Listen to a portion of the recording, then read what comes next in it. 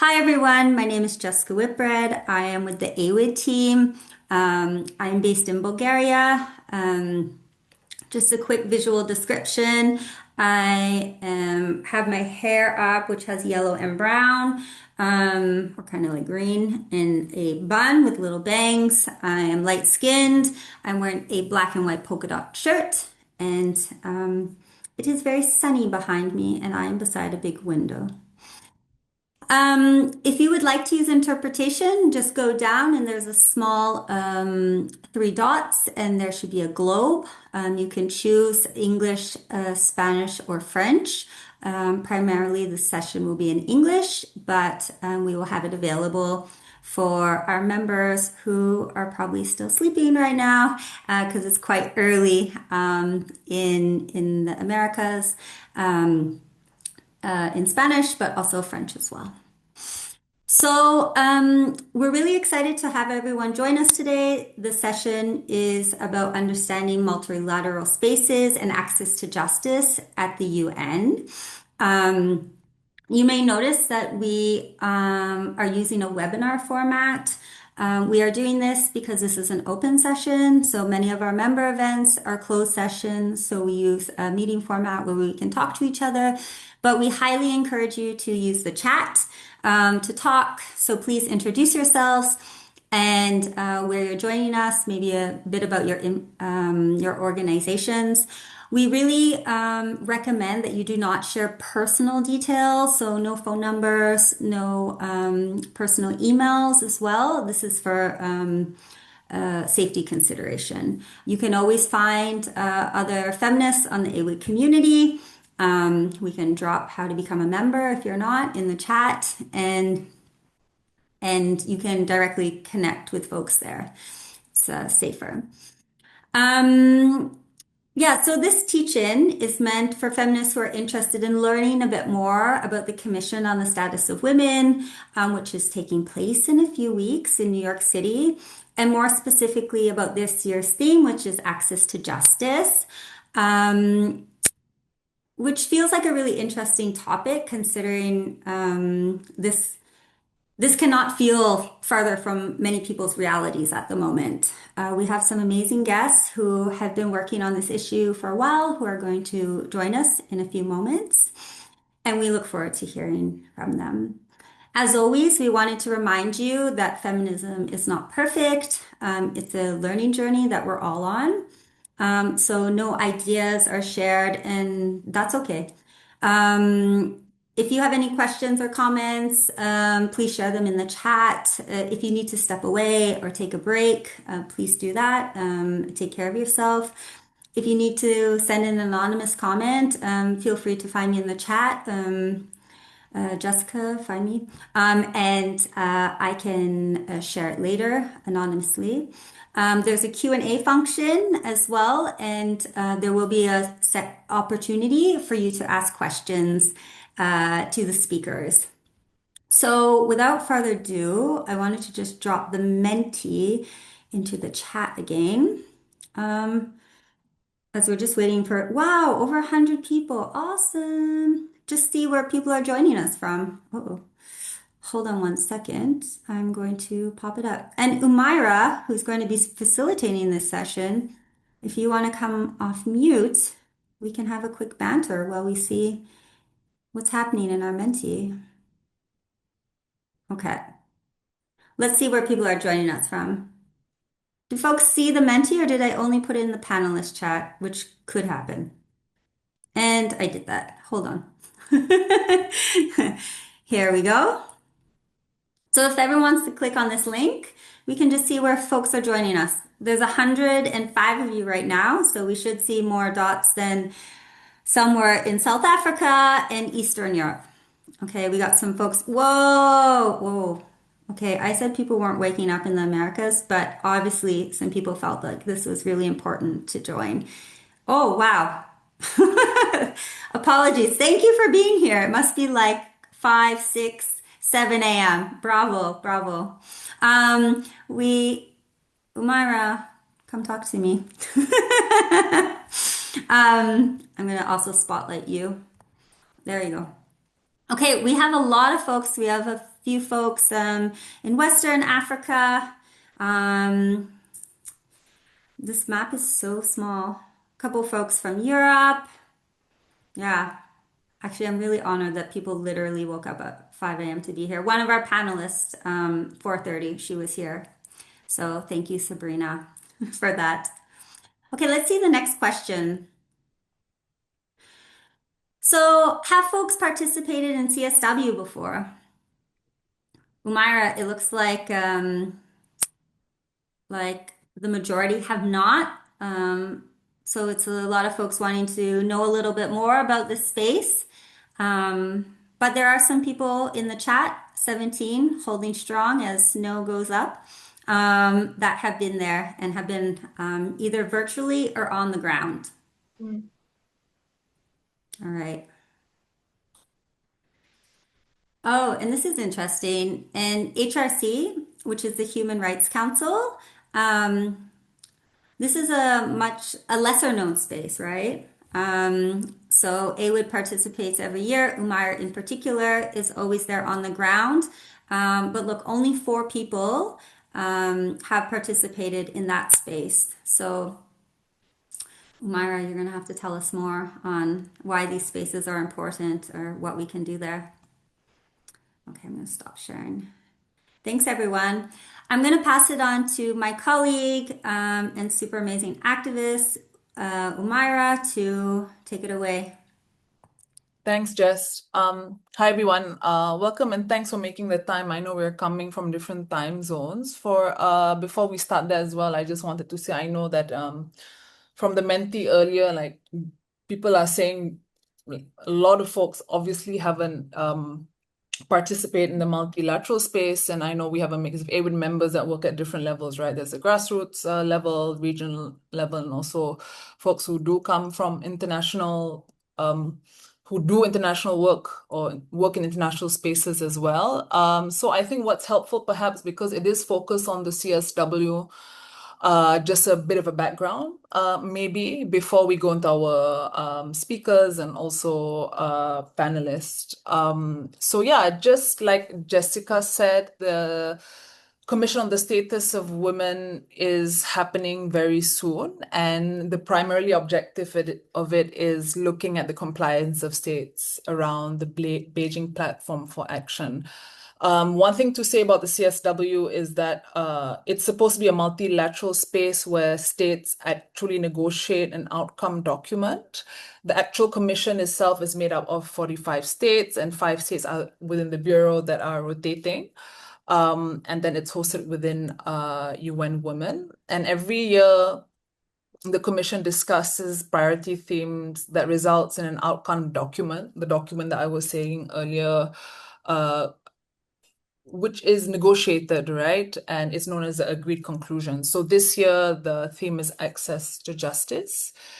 And I think just before we go into the conversation, and having said that, I know that AWID put out a statement earlier. I don't think we need to, but we still need to say it, right? Like basically how cumbersome, costly, and inaccessible a lot of these spaces are, especially for feminists and grassroots feminists in the global South.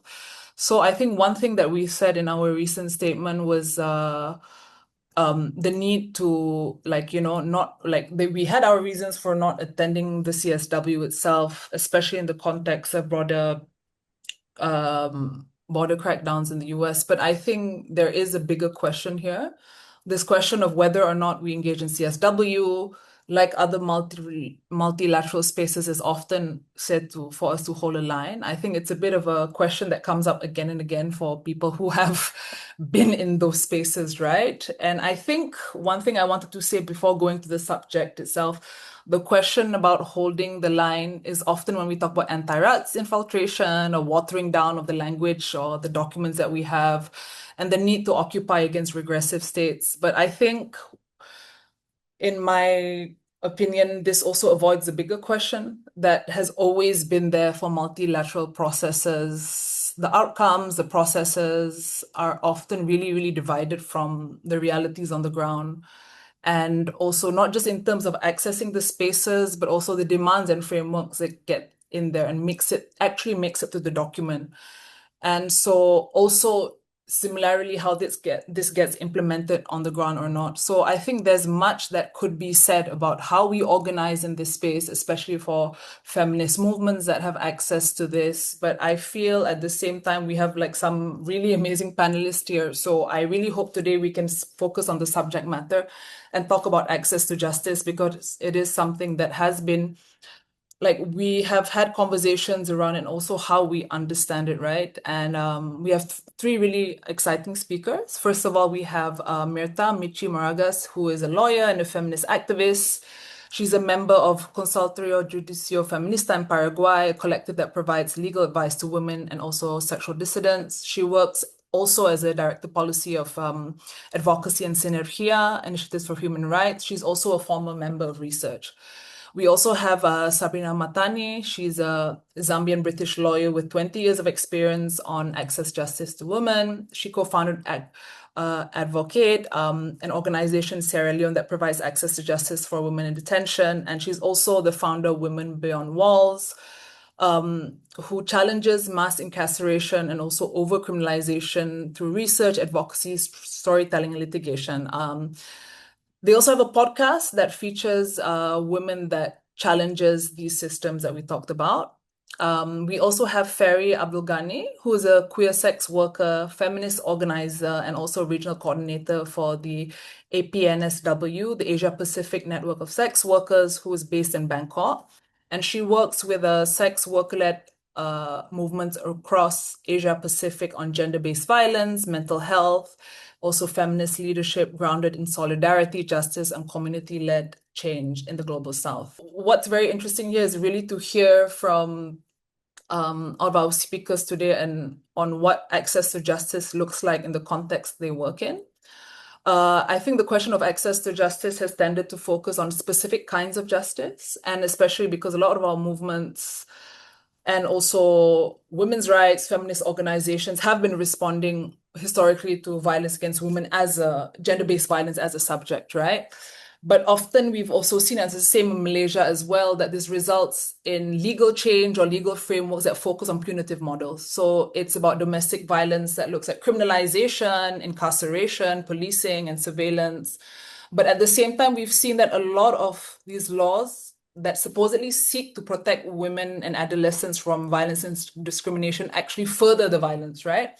And it also exacerbates the economic and also the economic conditions for violations, both at a personal level, but also at a systemic level. So I think what's been coming up, and I also want to, like, this is a lot of work that's been done by APNSW, Women Beyond Walls, and also research, is that the role of criminalization in our demands is really brought to question, right? Because a lot of this is about protecting.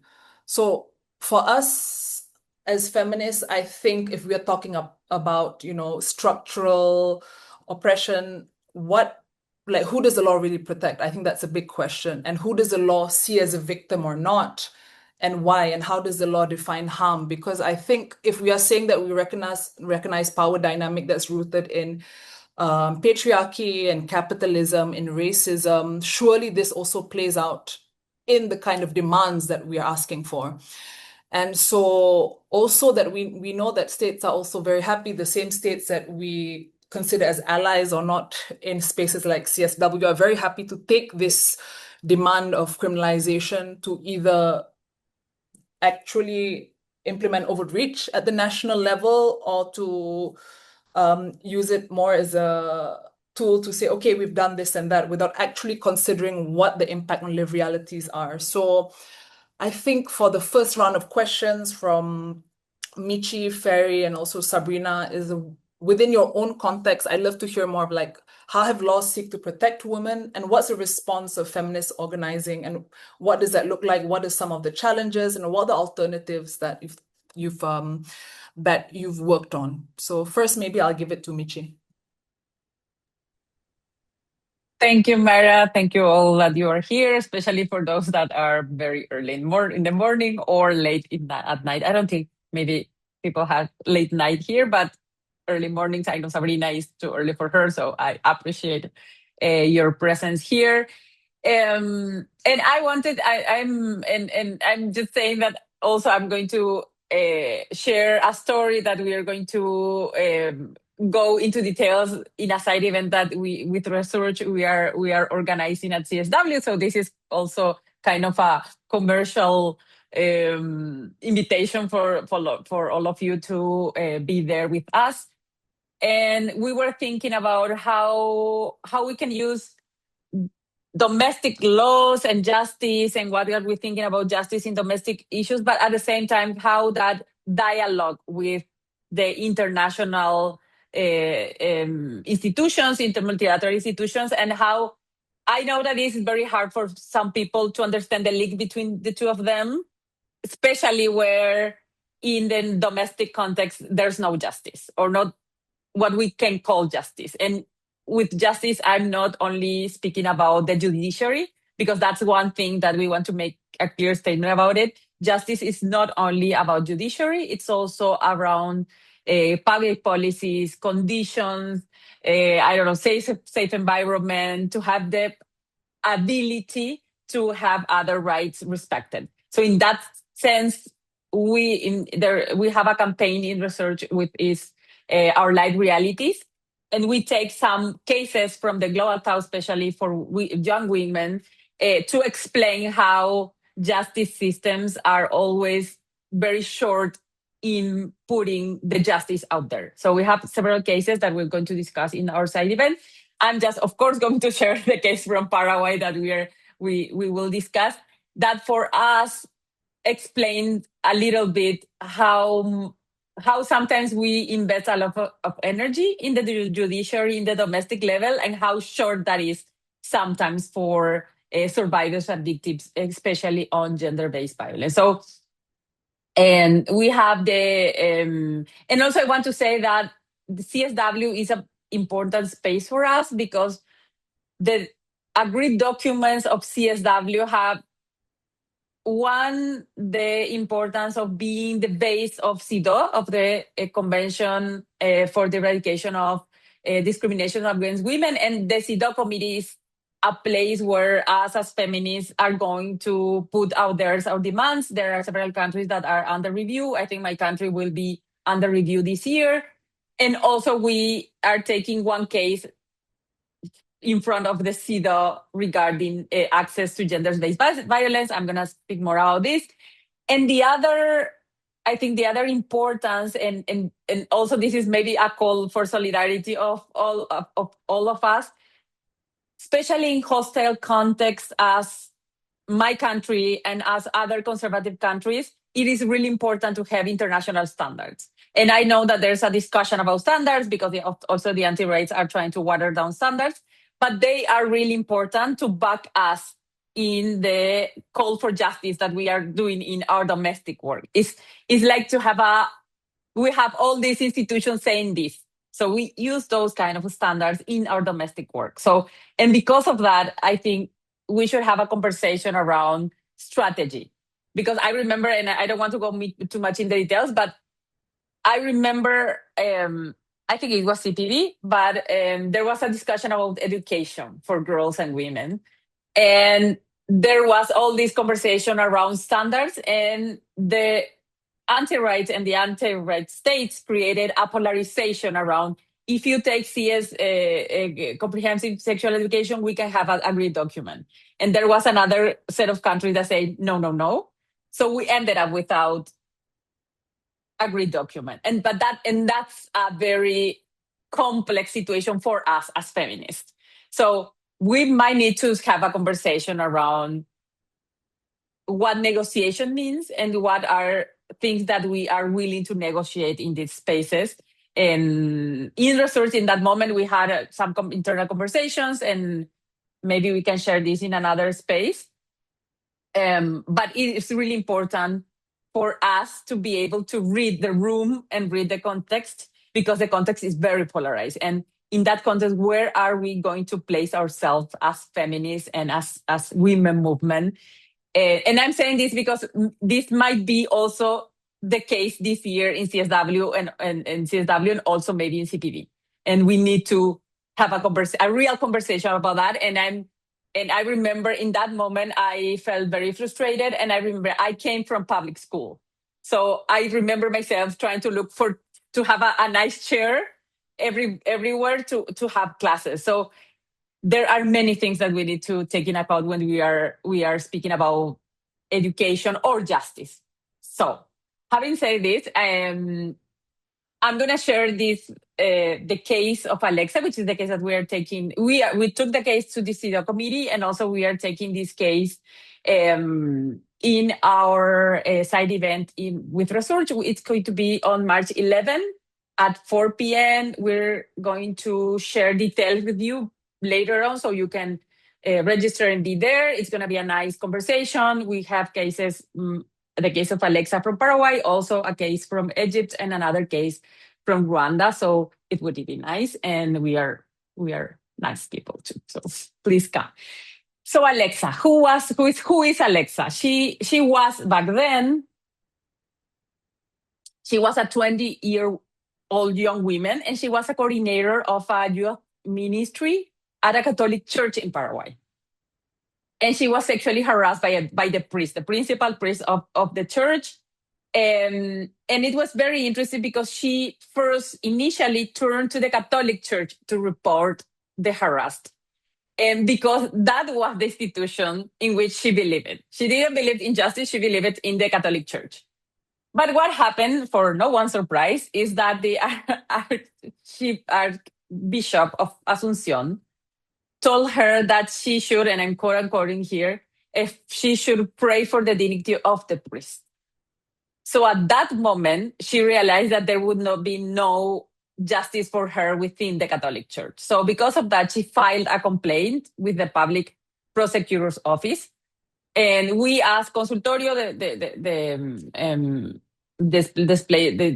our collective that Umay represented, we learned about the case and we offered her legal support. That was very interesting because maybe that was her first engage with a feminist group, and it was really interesting, and she's really nice. And the investigation contains substantial evidence, including there was an audio recording in which the priest admitted the misconduct. So it was a quote unquote easy case to gain in the justice system. And despite this, in the first trial, he was acquitted on weak technical grounds that demonstrated how the justice system had yielded to the power of the church. So we appealed, and the appeal, we relied on international human rights law, particularly into the CEDAW, to address impunity in cases of sexual violence like this one. So we won. The acquittal was overturned. We went to a second trial, and you can maybe imagine how it was to have a second trial for a survivor of sexual violence. It was really hard for her. But we won. However, because of justice is really fully just for us, the priest defense appealed, and the case ultimately was dismissed due to the statute of limitation as a result of the deliberate inaction of the Supreme Court of Justice. So, and this is what we used to call winning life and lost in the court. So we lost in the court. She won in life because she got a lot of support. And now we decided, and then we decided to take the case in front of the CEDAW committee. And for us, this case demonstrates how short the justice system used to fall for people. And that's why we should. At the same time, we think that we should not abandon the justice system. We need to be there. We need to push for better justice system. But at the same time, we should push for better policies, for better, for the entire state to fully guarantee our rights. So I'm going to stop here because I want us to have enough time to have a conversation around this. Thanks, Umaira. Thanks to all. Thanks, Michi. I think what you highlighted was really like the question of the law, right? And how it is supposed to do what it's supposed to do, but there's a lot of structural factors and also systemic oppressions that make law not work. So I think I'm going to pass the next speaker to Ferry. And Ferry, I know you have some presentations, but I also wanted to hear from your perspective as a sex worker working in the Asia Pacific region, working in Southeast Asia. We know that laws even more are being used as a tool, right? So yeah, I'm just gonna give you the floor. Just need to project the Yeah, but slides. anyway, like so much.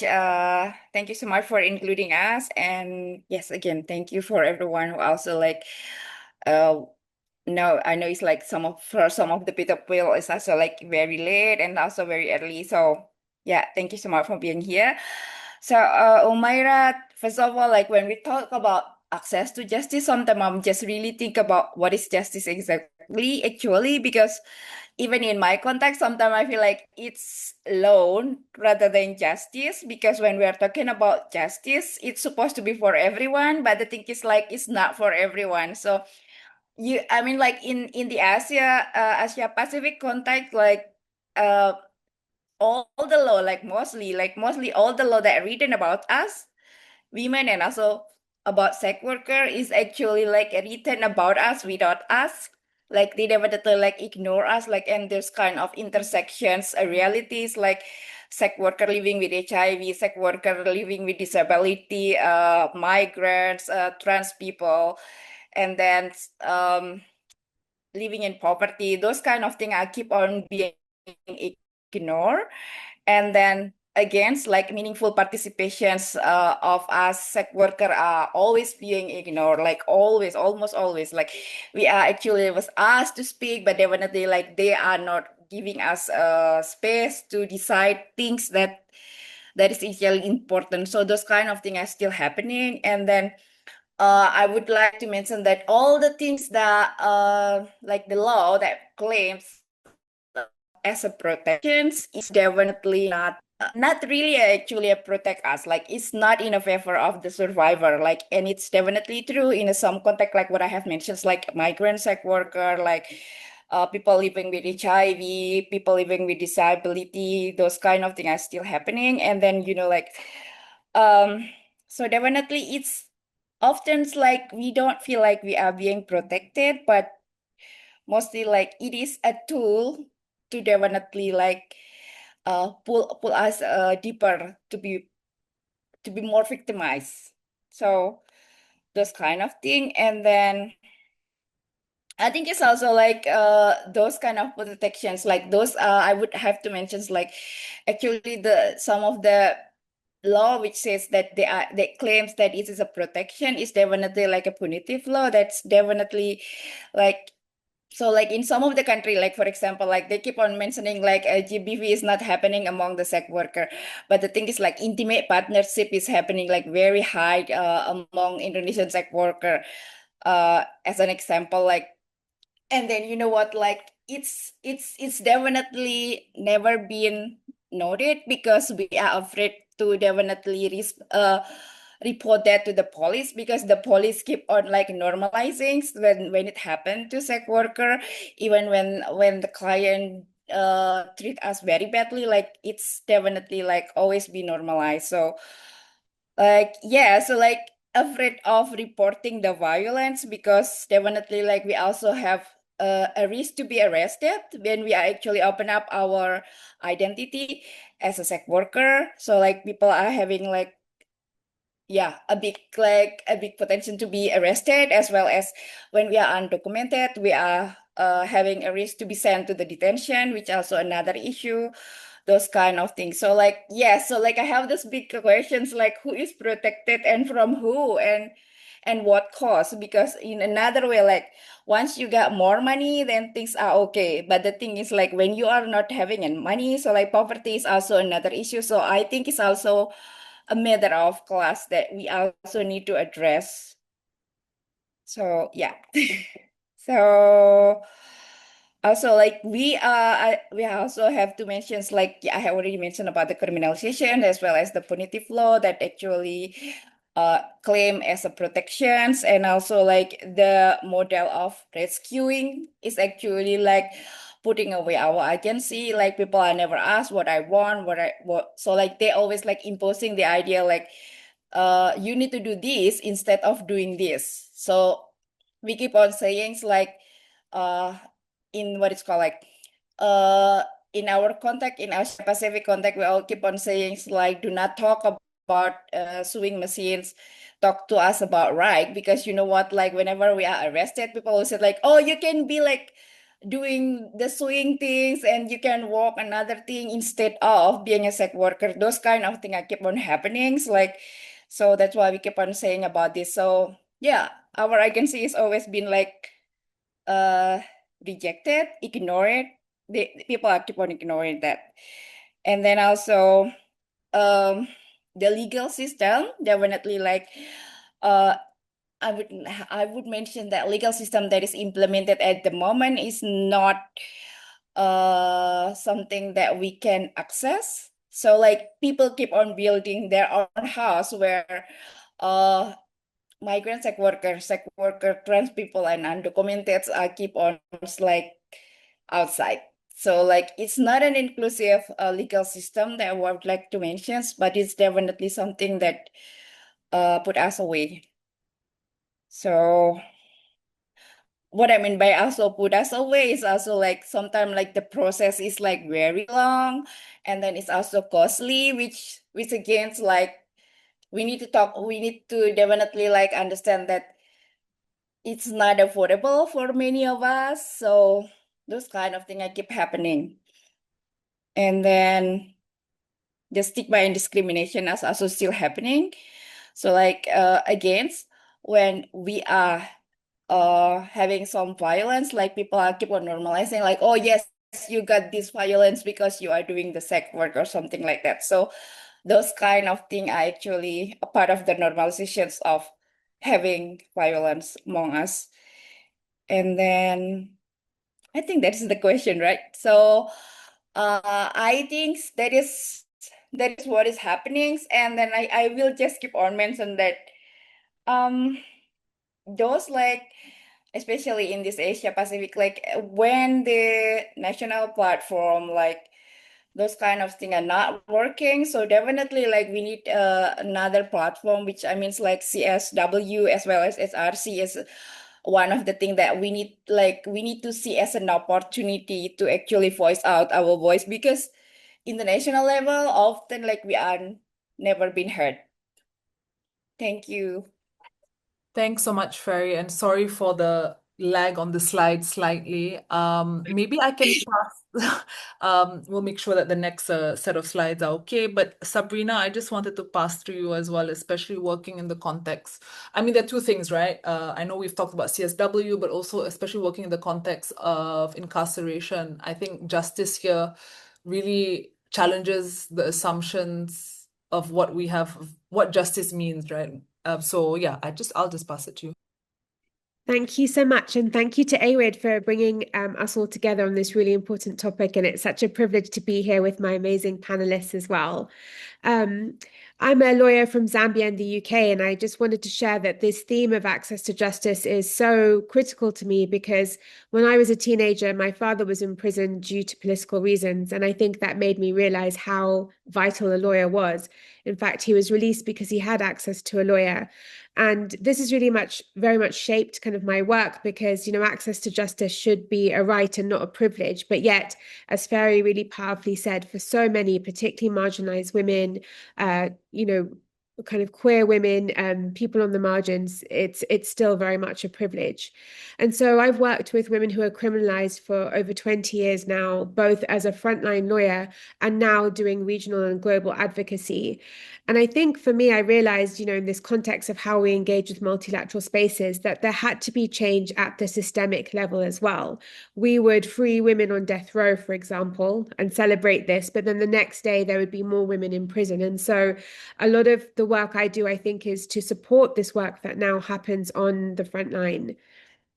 I just wanted to give a bit of context around women's incarceration to maybe those of you who may be new to this issue and particularly like a global perspective. So we're really seeing an increase in criminalization and detention of women and children across the world. Globally, more than 740,000 women and girls are held in detention. which represents about 7% of the world's prison population. And the number of women in prison is increasing at a much faster rate than men. There are around 19,000 children who are detained in prison with a parent, mostly their mothers, and at least 1.4 million children have a mother in prison. And research really shows the devastating impact of maternal incarceration on children. So this is something not just impacting women, but also like future generations. And I really have to stress that we lack data on this issue. And so the figures that I've given you are most likely very underrepresentative, particularly from some regions where it's very hard to obtain data. At CSW last year, Women Beyond Walls and Penal Reform International launched a report called From Poverty to Punishment. And I hope that a link will be shared in the chat. And this report highlights how many women are detained for non-violent offences, frequently related to poverty, inability to pay fines or bail, and punitive drug policies. And very, very eloquently and powerfully shared, about the experience sex workers face, which was also documented in the report. And in fact, this is something I've worked on myself. There's many colonial laws across the world which still penalize marginalized groups, for example, loitering laws. And of course, we also know that, when women are in detention, they face heightened risks of violence, including sexual and gender-based violence, inadequate healthcare. Women in prison face much higher rates of self-harm and mental health issues than men.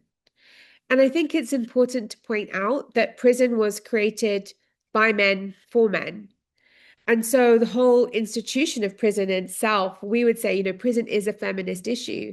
And so many women who are in prison lack access to gender responsive kind of healthcare or kind of needs. We know that many women in prison are actually survivors of gender-based violence. Many women who are in prison have histories of abuse. And so prison can be extremely re-traumatizing for them as well. And I think a link was shared to our podcast earlier, but I'd really encourage those of you who are new to this issue to listen to this podcast.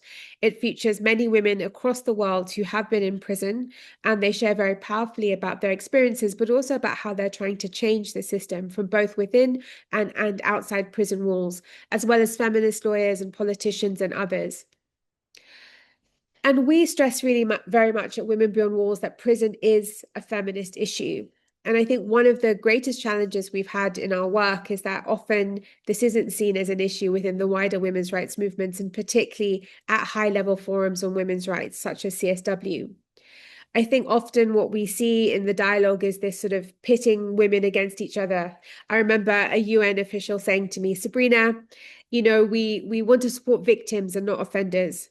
And this is a very harmful way to look at this issue, because as I've explained, and as some of the other speakers have explained, there's so many complicated realities here that are happening and so many vulnerabilities.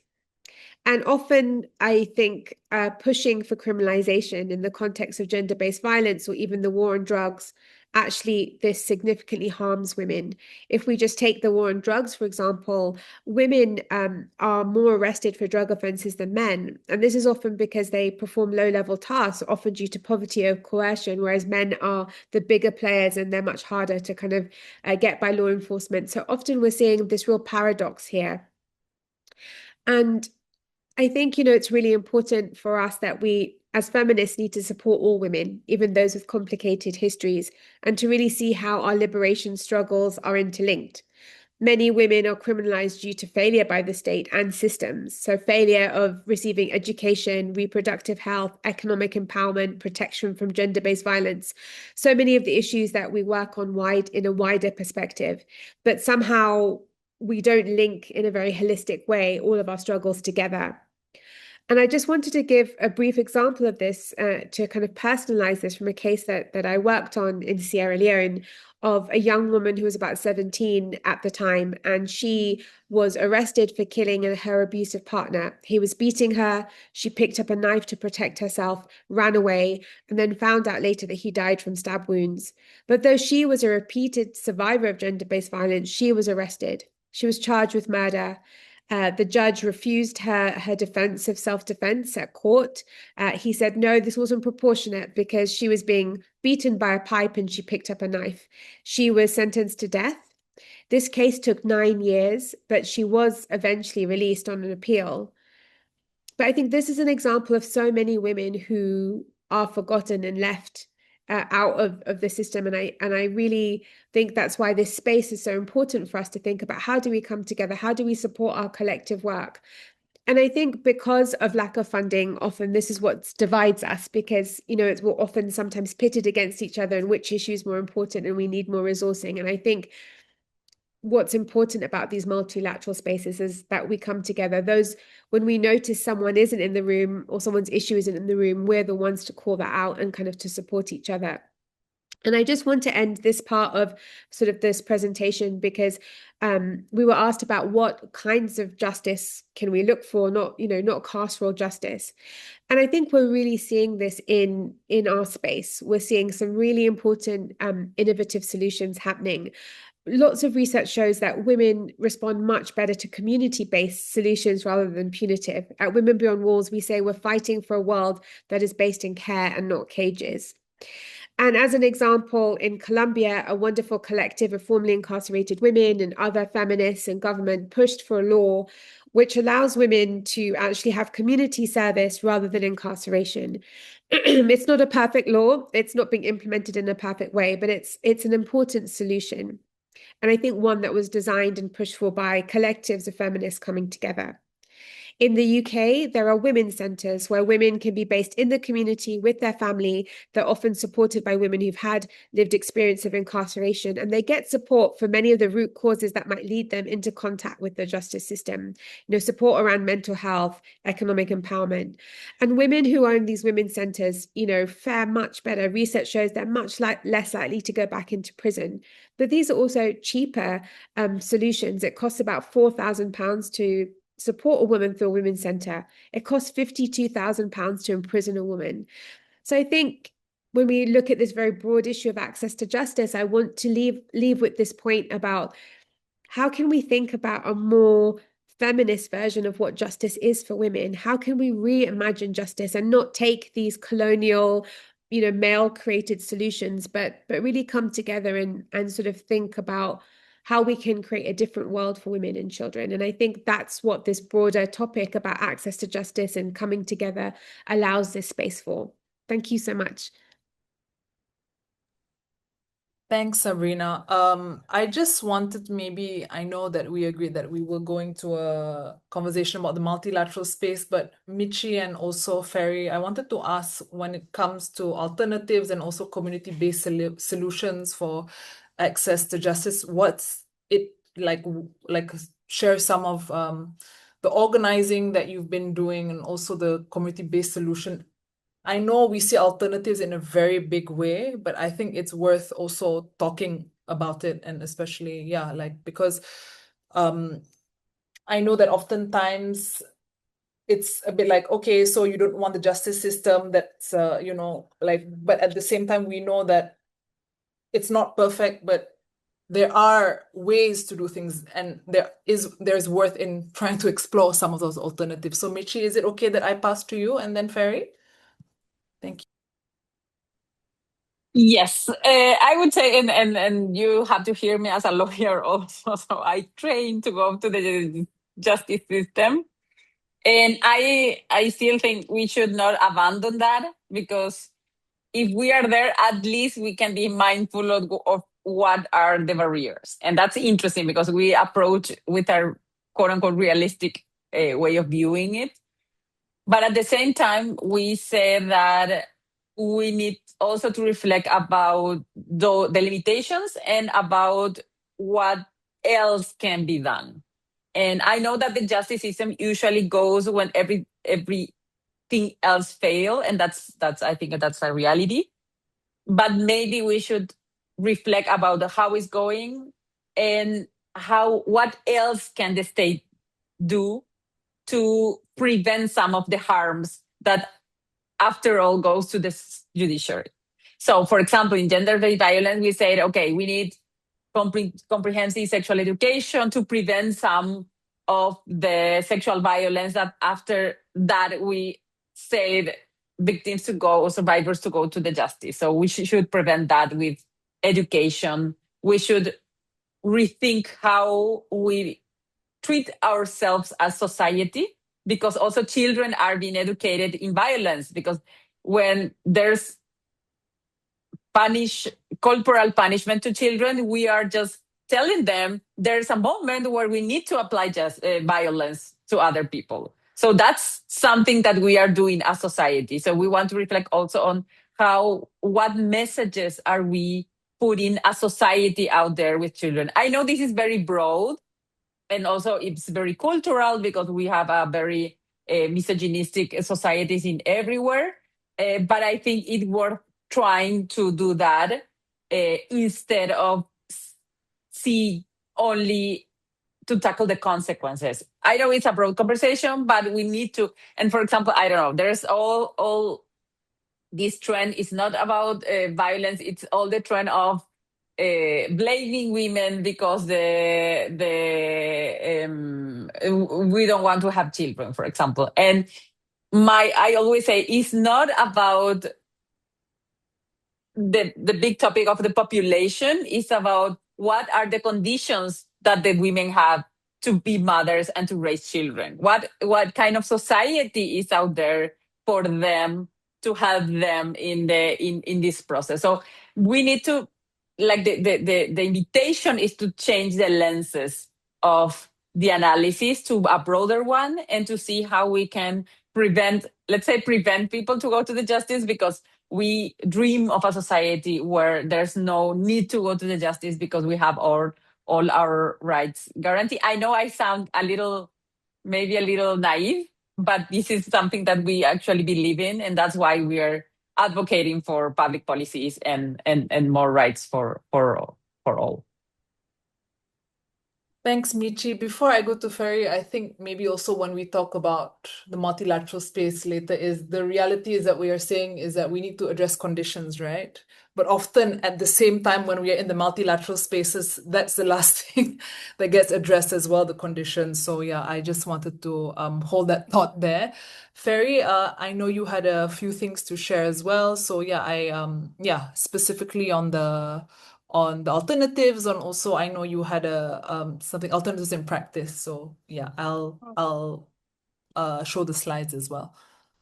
Yeah, I mean, it's like, but I happy also to share like this. So, what we are building now at the region is definitely like community-led justice mechanism. So, like, yes, because you see, like, the platform is definitely not compatible for us. So, definitely we need to have like another platform. So, yeah, like we have like peer support, of course, and then like trying to like build safe referral, and then also like which is also very important, like harm reduction is definitely should be, and then also safety negotiations, as well as the documenting the abuse cases that we have among the community, that definitely work. Like paralegal is also definitely work.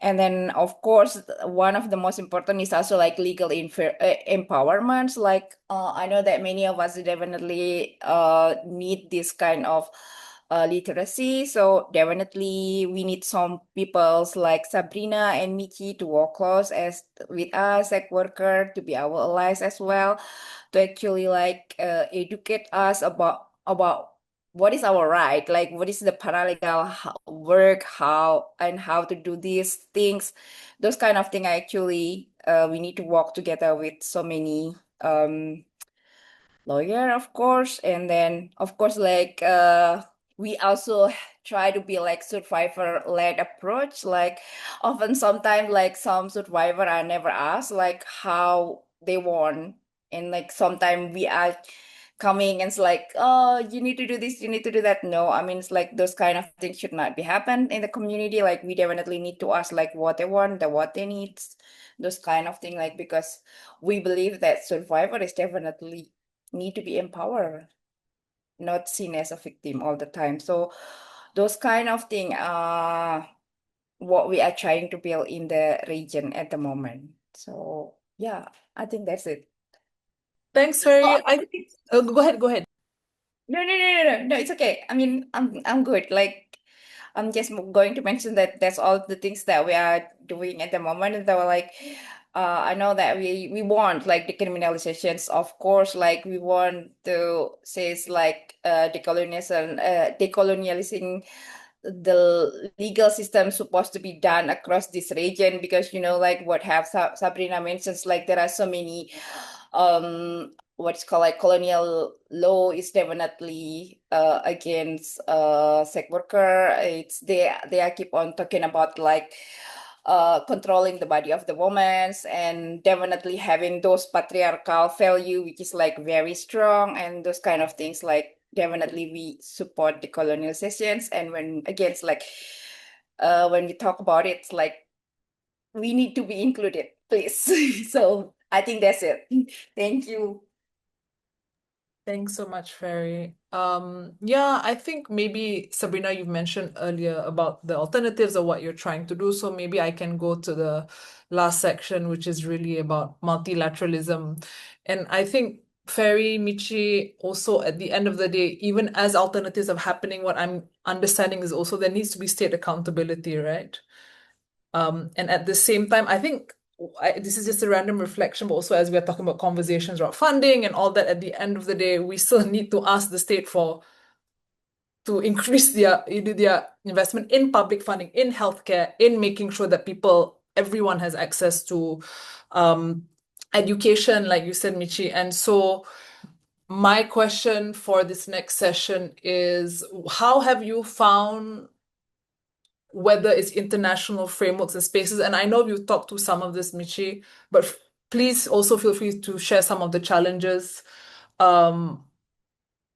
connected the work that you've done at the national level, also international, but at the same time, what has it offered you, and what are some of the challenges? These are very broad questions, and you can pick up, and I know that it's they are big questions, because for me personally as well, like we are demanding accountability, but also in a system that right now it doesn't look the same anymore, right? Like, we are asking things from the state, but at the same time, the state is also really invested in profit for a lot of us, in Malaysia at least. And so when we go to some place like CSW, how do we demand, like, keep our demands, but not also compromise with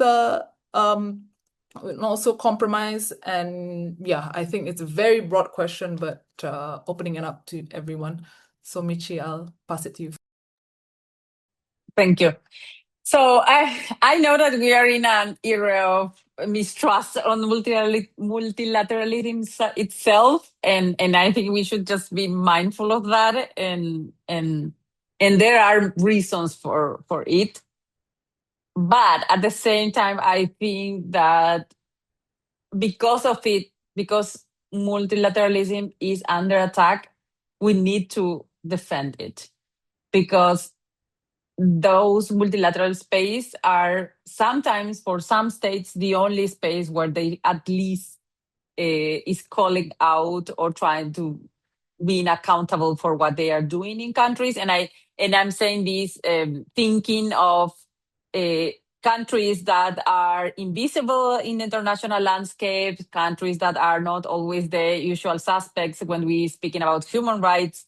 And I now thinking about the example of Venezuela, which was very in the front of violations and concerns about human rights, but actually I think right now that concerns are going down, which I don't think should be the case, but it's just an example of how some countries are more visible and others are not visible. My country, for example, is a very invisible country in the international sphere. So for some of us, these multilateral space are the only space where we can just raise our voices to be able to have attention from the states and also from our own states. Because for some activists, the international space is the only space where they can have a conversation with their government representatives, and that's real. We have seen that, and that's why I think several organizations, including AWID and also Research, are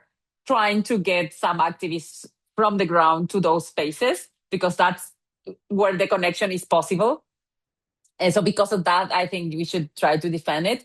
And also because we build them. I don't think we should just let them that to the anti-rights because they are strong, they have money, they are many, they're most from the US and those kind of things. I think we should defend that because we build that. They don't build that, we build that. And we should defend because of it.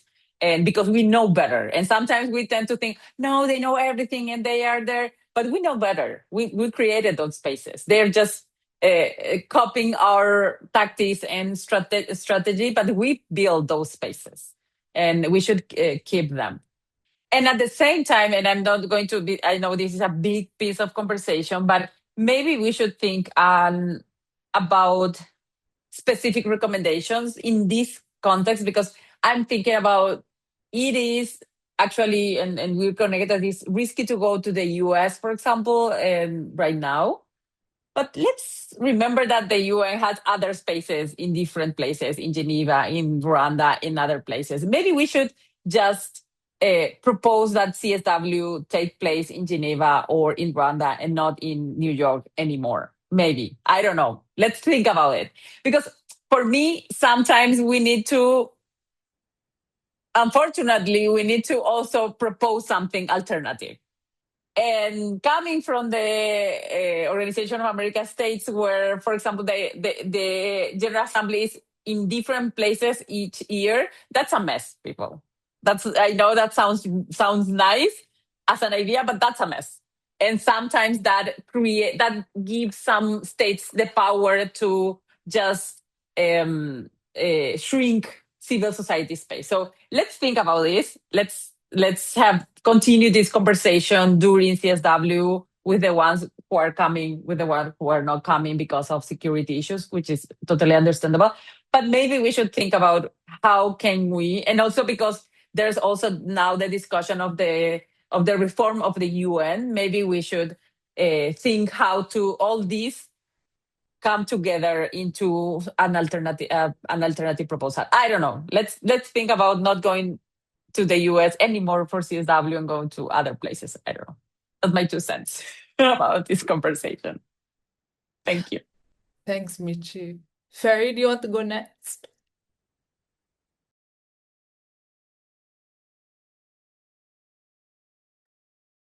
Yeah, so I'm still very optimistic to see like a platform like Sido and then a special liberator and then those kind of platform like in NRC, like it's definitely like helpful, though I don't want to take it for granted.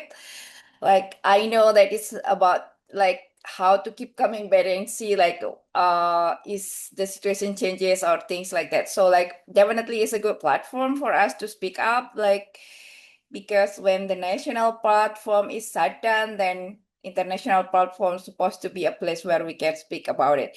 And then, but anyhow, like I also like realized that this situation are shrinking, like this space are shrinking for the civil society as well as of course for us, like worker activists as well. And I think it's also, I found that like the issue, like the languages barrier somehow. And then also like technically, like sometimes it's really tired, like we really need to speak like in this like a punctual time, like those kind of idea is definitely a little bit bothering, because like I feel like there are a lot of things I want to speak, but then I also understand like there are a lot of people actually want to speak about their own issue as well.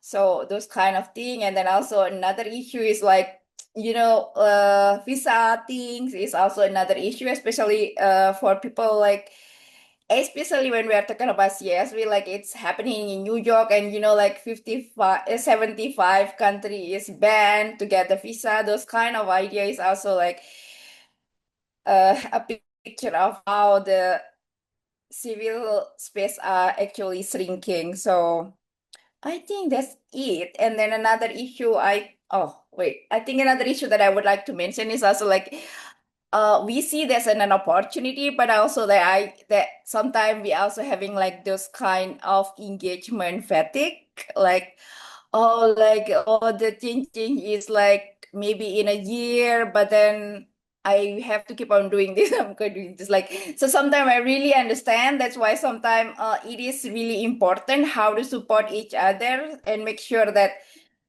like sometimes it's okay to regress, but then also like we will come back stronger. I think that's also very important. Thank you, Myra. Thank you, Ferry. Maybe I'll pass it to you, Sabrina.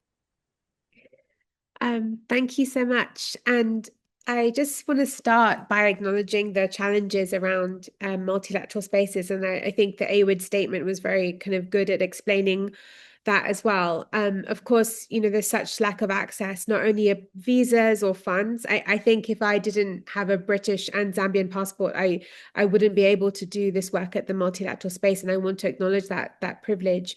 And I think this is even more challenging for women from our community who are criminalized. And many of you may remember when you fill out your visa forms, you have to declare if you have a criminal conviction. And this means there's extra barriers for women who are criminalized.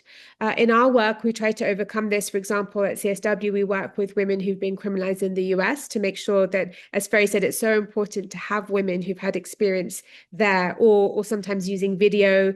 But I think this isn't enough. And I think drawing on Michi's thinking more broadly, I would also like to see us as feminists, how do we come together to make sure that some of these barriers are overcome, that if CSW or other multilateral spaces are there, then they have to make special accommodations for women who might be criminalized, for example. But for us, we have felt that engaging in these multilateral spaces are important, particularly because women who are incarcerated or criminalized are often not included. This has been a campaign of ours since 2023. In fact, actually going back to 2021 when Generation Equality happened. And at that space, billed as the biggest forum on women's rights, there was not one woman with lived experience of incarceration. This was not a topic at all. But this was important because this is where global policy priorities are set around gender equality. This is where funding pledges are made. So in 2023, we launched an open letter which had over 400 signatures, media attention about the lack of inclusion at high-level forums on women's rights, on women's incarceration. And so this has really been several years now of a campaign around this. CSW has historically had very few side events on women's incarceration. We kind of had one of the first in 2023. Last year, we had the first official side event in the UN. And this year, I'm so pleased because there's many more events now. We're really seeing our community coming together. And I think this is also something, I think Michi said this, that these are our spaces. And I feel this is almost in a way us reclaiming this space and saying, no, we have to include all women. It's not been easy. It's, of course, we can't. There's so many challenges still around it about who is represented. But I think we're now starting to say, like, this is an important issue. It needs to be on the agenda. And we need to link our different struggles. And I think that's the importance around multilateral spaces as well. Also, I mean, Umara, you mentioned the political declaration. CSW has never mentioned women who are deprived of liberty in the political declaration. So a lot of our work has been trying to influence language in the political declaration. Normally, it's kind of negotiated at CSW. Actually, this year, they're doing it even before CSW, which kind of shows you about how challenging it is to influence. But we've been really working very closely with states over the last 2 months to try and push, actually more than 2 months, since October, to really try and push to make sure that there is language there. And I think these spaces, even though challenging, still are important. One, around visibility of our issues, holding states accountable, but also to try and push funding. And I stress that because in 2021, Women Beyond Walls put out a report called Forgotten by Funders. And this showed that organizations that work with and for incarcerated women and girls are in a perilous funding situation. 70% of organizations we interviewed didn't get funding from women's rights or human rights funders. So this is an issue that's really being ignored. And I think that's why, for us, trying to push at the multilateral space is important, because this work and all of the work that feminists are doing will not continue if it's not being resourced. And as a frontline lawyer, I have to say sometimes I find these multilateral spaces challenging because I'm used to doing the frontline work. But I think it's important to creating frameworks to support the work that feminists are doing on the front line. And I think as well, I would just one thing I want to kind of maybe mention on my own learning around multilateral spaces.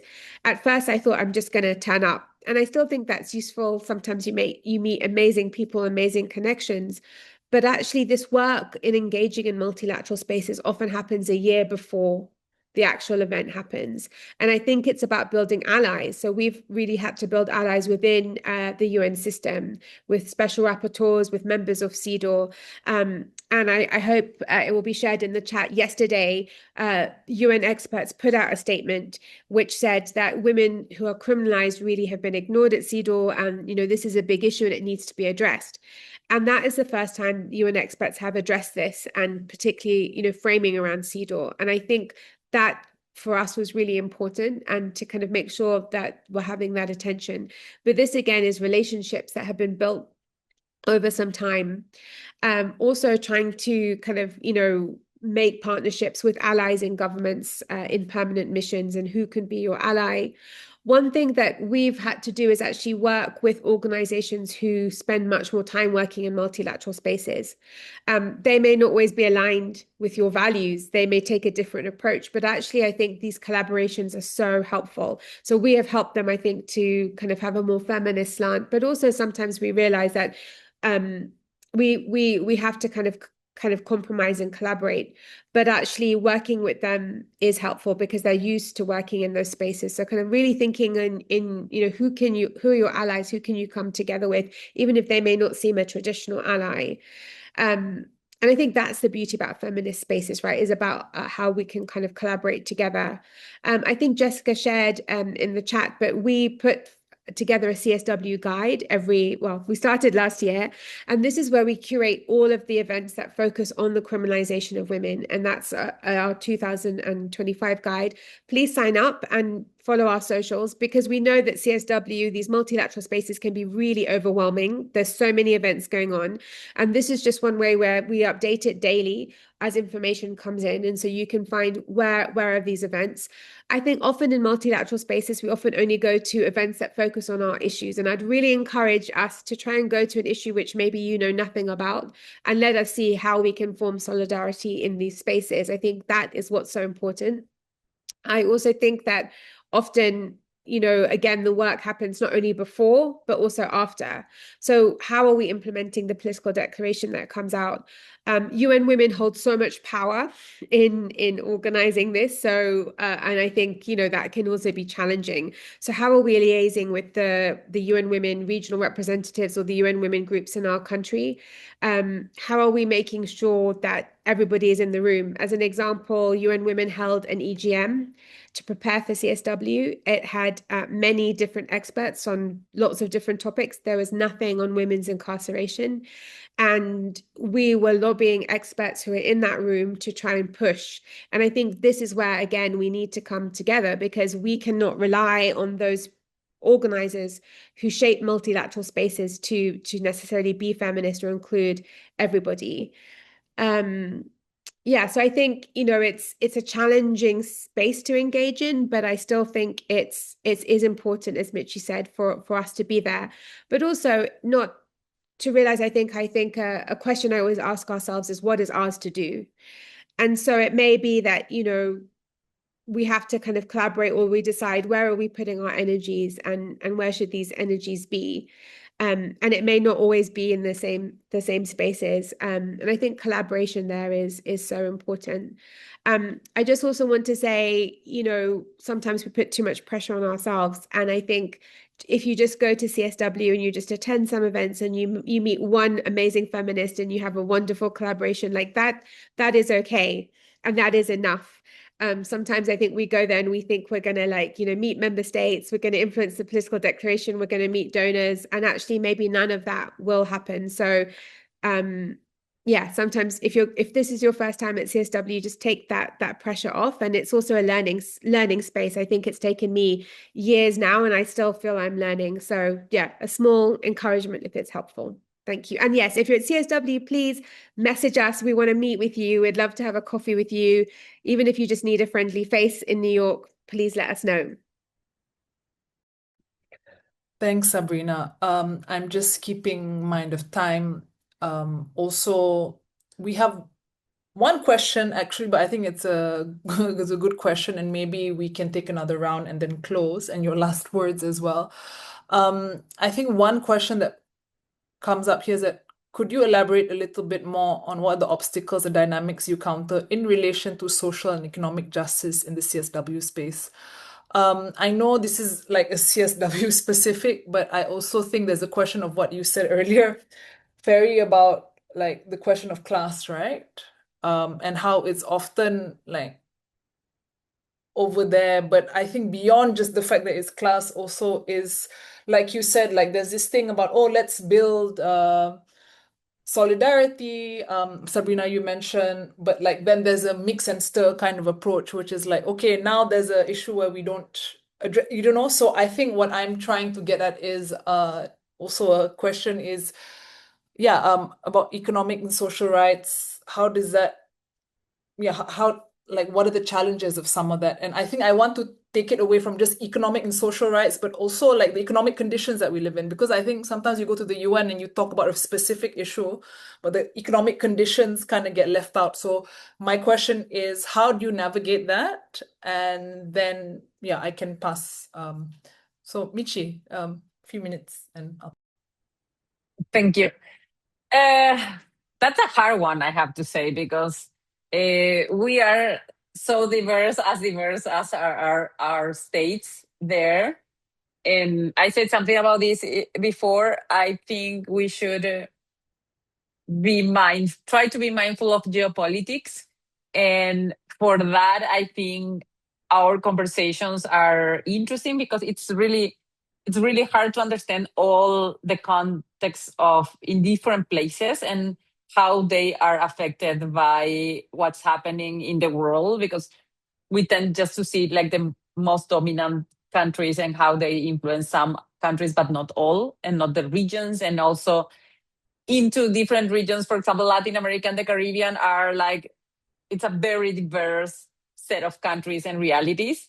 So I think I understand that the rest of other regions that we just name are also very diverse into them. So I think it's really important for us to have a different conversations about our realities and how all these spaces are impacting the work that we are doing. I know it's hard, and I know it's we need to devote hours of conversations to this, but I think that can put us in a better position to make a network of organizations that truly understand each other, and how these multilateral spaces can be useful for different set of objectives, and how we can help each other in a better way. So I think it's understand geopolitics and understand our different contexts. And I think that's a way of continue building feminist solidarity. And I trust us to have those conversations, and also to try to break sometimes the gatekeepers that are there. And I want to just name it because we know that there are gatekeepers in these spaces. And I think we should not be afraid of making questions, to approach people, to ask questions, because we have been all new to those spaces once. And we know that it's hard for newcomers. And that's why also I appreciate this kind of a space as introduction for people that are going for the first or second time. So let's talk to each other. Let's don't be afraid to ask questions. Let's put issues that we detect that they're invisible there. Let's put out there questions and information, and let's have all our minds and hearts open to conversations with different kind of people. And also let's take care of ourselves collectively. So let's try to make friends and stay with them in those spaces, and be mindful that there are other people that maybe they are not our friends, and be there, but try to take care of each other collectively. So I'm so happy to have this space. If you see us at CSW, please come to say hi. And thanks, AWID, for still have this volunteer of being in the space. I know it's hard. I know you have been there for so long time. We are all be there for many, many times. So yes, thanks to all. Terry? So yeah, so for us, I think it's one of the things that we need to do is like definitely like pulling out the resources. And yes, it goes from Michi. I think it's very important that because being there is something's like not very easy for us. So I think it's really important that whoever in the room that definitely like carrying out our collective voices. That's also very important that we need to make sure. And then of course, like it is also very important to have like regional block, like also like making sure that having the stronger solidarity, and then make sure that we actually understand each other contact and issues, especially in the regions, because again, going there is like not very easy, especially about like in these situations like visa thing and everything that happening. It's like, so making sure that that is happening like that. And also, but I also have another questions like, I think like global search also need to be taken seriously, like regarding to the funding and everything. I think I would like to mention that like we need to make sure that there are many people from the global south also having the opportunity to be there to speak about what is happening in the global south as well. So I think that's the thing. And thank you so much for including us to make sure that we can have this space to also speak about what we feel, what we experience, what we need to listen, this kind of thing. And thank you so much, Umaira and all. Thank you, Thank Awit. you, Terry. Sabrina, and then we can pass to Jess after. Yeah, thank you so much. I mean, I think this is a really important issue about how we continue to link all our different struggles. So the kind of question framed around social and economic rights, I mean, I think that's so relevant to criminalization. I mean, women are overrepresented when we look at the feminization of poverty, and our report that we put out last year at CSW was really about how women are being criminalized for poverty. So this is really rooted in social and economic issues. And I think so many of our human rights, women's rights issues are linked in this way. And I wonder if, I think that these multilateral spaces or high-level forums on women, I think, are an opportunity for us to link in this way. I mean, I think so many of the struggles around, that sex workers have led and have done such a powerful job. And of course, these are similar to other issues around criminalization, or when we look at reproductive health rights, and again, how that is being criminalized. So I think trying to find kind of links between our struggles and how we can support each other, and how really, we can kind of show that these are all connected. So for me, I'm like, well, if we can have more investment in education or economic empowerment, for example, this is also going to kind of reduce criminalization of women long term. So actually, we're all working together. I think, CSW, they've just put out today the list of side events. So I think, looking at that, finding kind of issues, I think I had a quick look this morning, and there are different events on social and economic rights.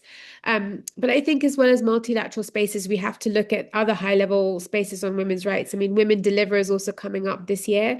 We are having the same struggle in 2026 as we did in 2023, in that so many side events on criminalization have not been accepted. And these feed into the multilateral spaces. So I think we just need to keep working kind of collectively on that. And I mean, I also want to say, like, for me, I think this is a strategy. The more that we can be divided in the feminist movement, and we're being divided around our issues, and we're being divided around money, this is a way to fragment us and not make us powerful. So maybe this is a challenge, is not only how do we reinvent these spaces, but how do we kind of really reinforce feminist solidarity in a time when that in itself, feminist solidarity, is under attack. But yeah, with a more positive ending, is just to say thank you again to AWID, I mean, I appreciate so much of what you do. I'm so grateful for all of you who've been here. And yeah, I look forward to meeting many of you either at CSW or indeed virtually. Please do reach out. And we would love to see how we can continue to collaborate and share solidarity and share ideas, share learning, share failures, share threats. I think that is the way we protect each other. Thank you.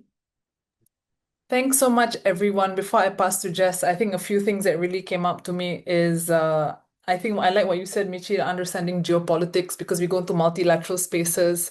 And I think sometimes also our problems of movements is that we are just like, oh, gender, and then do you know what I mean? But I think geopolitical understandings behind motivations and all that could definitely, number one, not just keep us in silos, but so this breaks this like divisiveness of blocks, right? And I think also you cannot talk about the multilateral space now without talking about like the shit show that we are in the world. So, you can't pretend that's not there. I won't say so much of it, but also what you said, Ferry, about the like understanding from the region.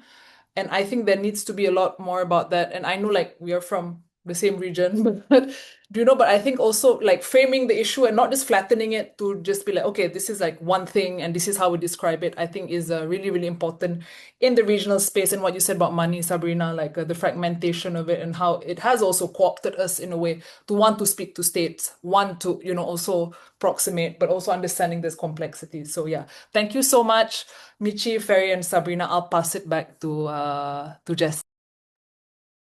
Thanks, everyone. That was such an amazing session. Thank you so much, Michi, Sabrina, and Ferry, and of course, Umaira for facilitating. Apologies to folks who are in the chat that the chat was disabled and we couldn't get it to function. So we want to encourage you to join the AWID community and share all your events, share all your opportunities. And some of these conversations people want to talk about that you were unable to in the chat, please do that there. We want to just share one really exciting thing before we leave.